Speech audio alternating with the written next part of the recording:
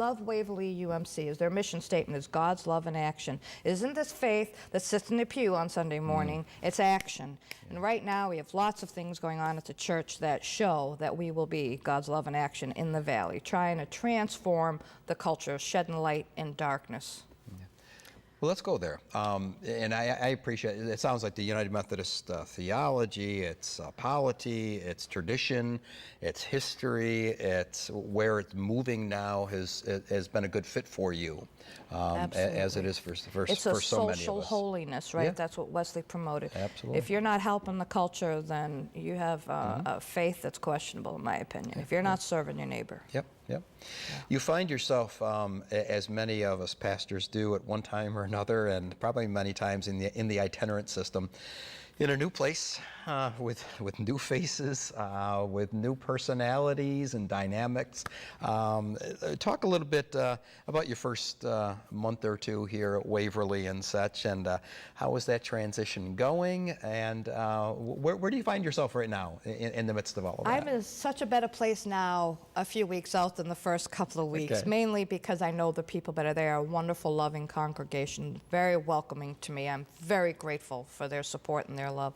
But the first couple of weeks was a big transition for me personally, because I'm leaving my secular employment into full-time ministry. So I was kind of anxious about how that was going to go. And the first 2 weeks we had nothing but technology problems. The amp went out, the microphones weren't working. So there was like this huge catastrophe for worship the first couple of weeks. People in the church just took care of those things. Good. We got a new amp, we got new microphones, the worship team came together. It's been awesome. So once we got past those hurdles, it's been a lot smoother as far as worship going well and getting to know the folks well. It's a huge change to go from full-time employment into full-time ministry, because it's not employment, it's a call. Right. It's every thread of my being serving the Lord, and that's a huge change. Yes. I love it, and I'm so grateful for it, even though it's terrifying at times. Yes. But you know, nothing ever easy, nothing worth doing is easy. And so you just work through it. Move forward. Yes, absolutely. So where do you see yourself? And I know you're new in such things, but you hear, you feel, you touch, you taste, you listen. What's the vision? Where do you see Waverly? What waters are they treading into and such things as you move forward? What excites you about where they are now and in light of where they're going? I'm excited that we had a successful VBS in August, and so we had some kids at the church learning about Jesus. Most of them came from the community, so that was an awesome outreach. Great. Thrilled about that. For my first experience as VBS as a pastor, it was lay-led, which means that I had very little to do. I just kind of did some teaching moments, but that was awesome. We aren't going to transform the culture unless we teach the children about who Jesus Christ is, and so that's a priority for me. We have our Sunday school rally, October 8th is our kickoff, and we're registering now, and we have women that are devoted to the children. Some are leaving other responsibilities just to teach the children of our church, which is an awesome thing to see. We are in the midst of some hands-on missions work, and that we are, as you know, part of the larger church, and the United Methodist Committee on Relief has a lot of work to do to help hurricane victims. So we are collecting all the items for the flood buckets, cleaning kits, and also the hygiene kits. We're collecting all of that the month of September, and then October we're going to have assembly. I'm going to call it an assembly party, where we put all the buckets and hygiene kits together as a group, and maybe have some pizza and some soda. And so those types of things. We have a free meal once a month at Waverly. I'm hoping to increase that. I know that the women in the kitchen are probably cringing as I say that, but I really know that there are hunger issues in the valley that we serve, and so we need to get going on that. We have a child food pantry in the church, and we have the free meal, but I think there's more work to be done done there. I know there's more work to be done there. And part of my getting entrenched in the community is working with other clergy in the area to try to bolster some of those efforts, so I'm starting to know some of them. There's this church word, ecumenical, which means we work across denominations, so happy to be partnering with the Presbyterians and the Lutherans and the Episcopalians in the Valley to do a couple of projects. One of them is going to be a grief group that starts in November, and we'll be having it's a class with a licensed counselor that will help some folks experiencing grief. And because that happens, it's going to be a seasonal approach. Right now, there's not a lot going on to support those who are grieving in the Valley. So we're going to start this class and then have a support group after that through the holidays.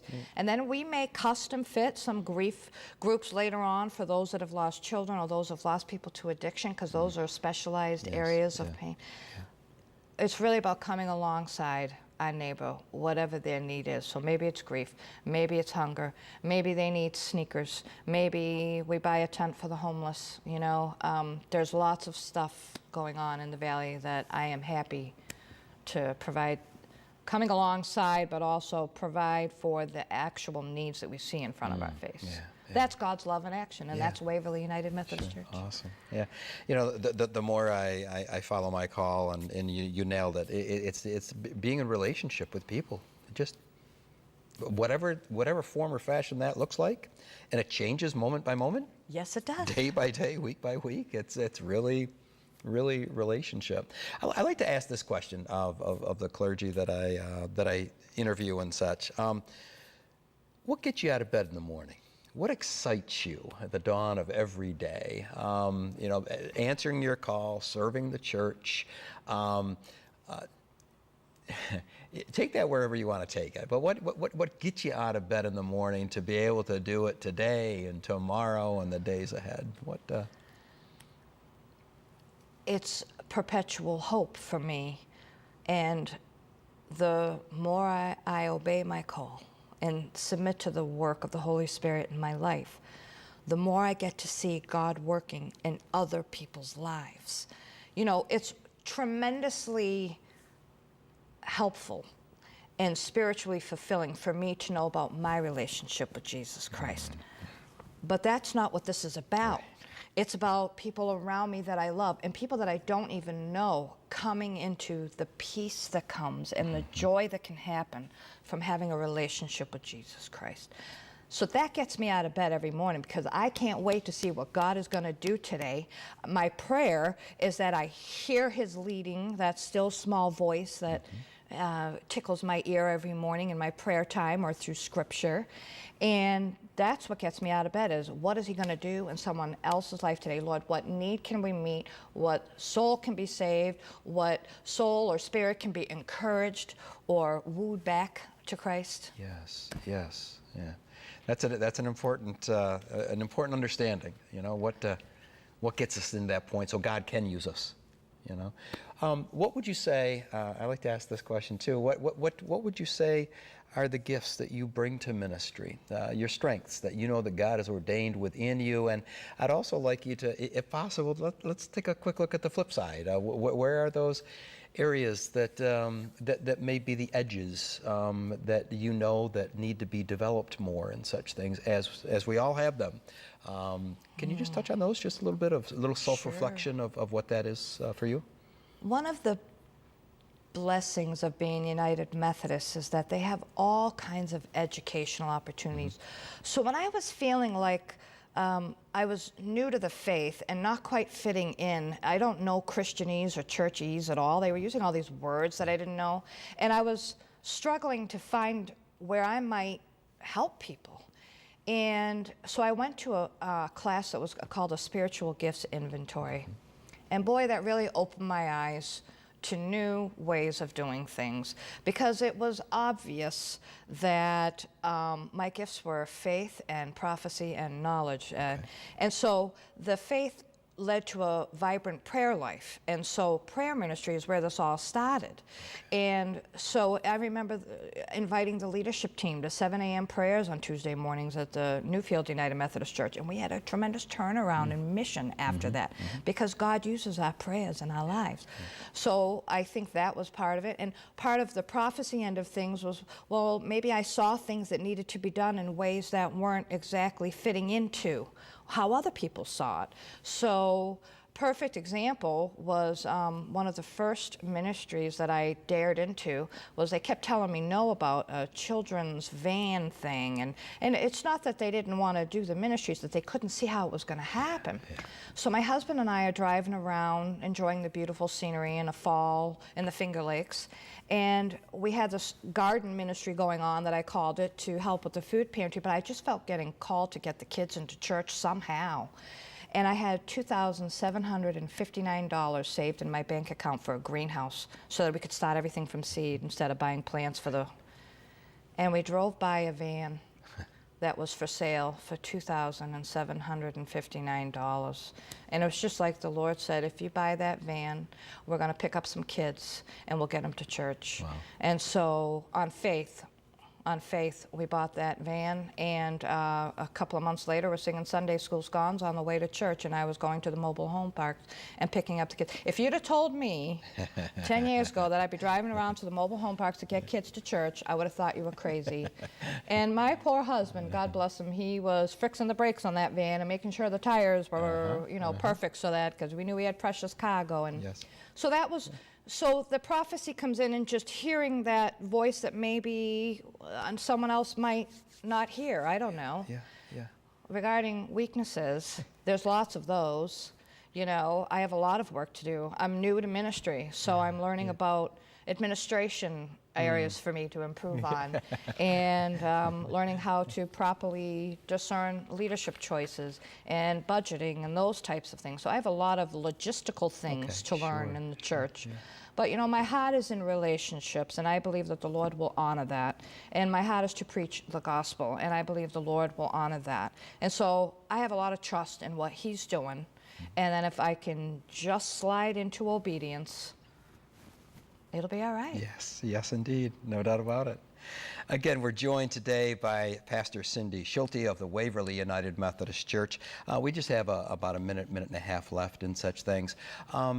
I'd like to end with this, if we could. You've had an amazing journey, and I'm excited about the journey that lies ahead. I feel your passion, your commitment, your joy, which is contagious, I'm sure. But what do you see as the biggest challenge now in the church? The Church of Jesus Christ. What's our biggest challenge? In about 30 seconds, can you just kind of shed what you see, the biggest challenge moving forward for the church? I don't know if I can articulate it well, but it would be converting our strong faith, heritage, and tradition and transforming it into ways to reach the culture of today.